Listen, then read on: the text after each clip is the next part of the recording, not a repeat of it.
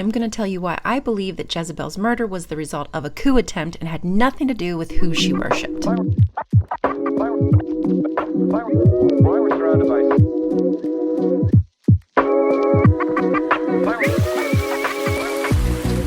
Jezebel was an intelligent, multilingual, business-minded, affluent high priestess. And as an empowered woman, she posed a threat to the patriarchy. The sordid tale in the Bible comes centuries after the queen lived. So how can I be certain that she was targeted and her death was a necessity to further the patriarchy? Firstly, because men, right? But secondly, Jezebel was a polytheist. Generally speaking, polytheists make room for other people to share their temples, their worship, and their rituals. It was thought that the gods worked together. They are all part of the divine realm that can be accessed through rituals and ceremony. Jezebel came from the land of Phoenicia to marry the king of Israel, Ahab. Marriages between kingdoms help promote trade and business relationships among a plethora of other things. I can't think of a reason that Jezebel would refuse worship of her husband's god. None. It was modus operandi. There were no qualms about that. Obviously, it's the Yahwists who take issue with polytheism and are jealous of what Jezebel has. A beautiful woman with influence at the temple and therefore influence over people.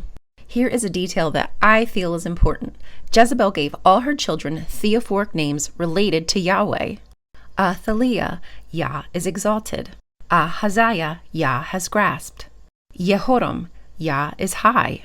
I understand that nowadays many people probably have no idea what their name means, so it could be just conjecture, but to name your children after a god that you supposedly hate is information that I feel is often overlooked and pertinent.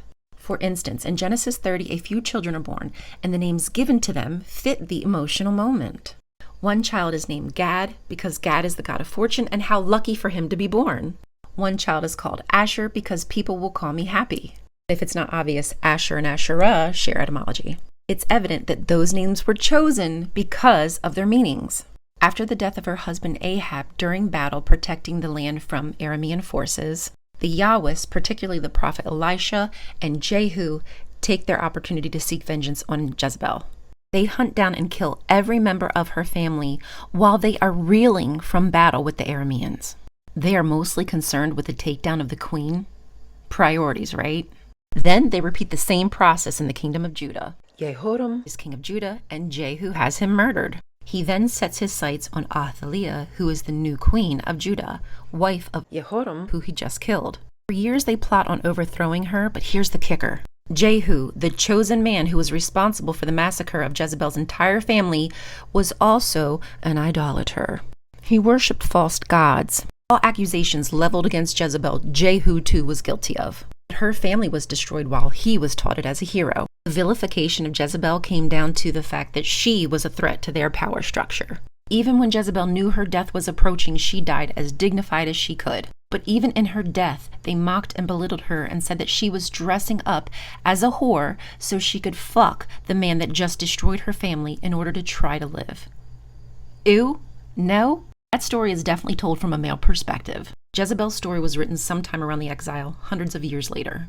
Crafted to paint a legendary, powerful woman as a harlot, as if that gave them some kind of right. When at the end of the day, what Jezebel was being punished for, Jehu was being honored for.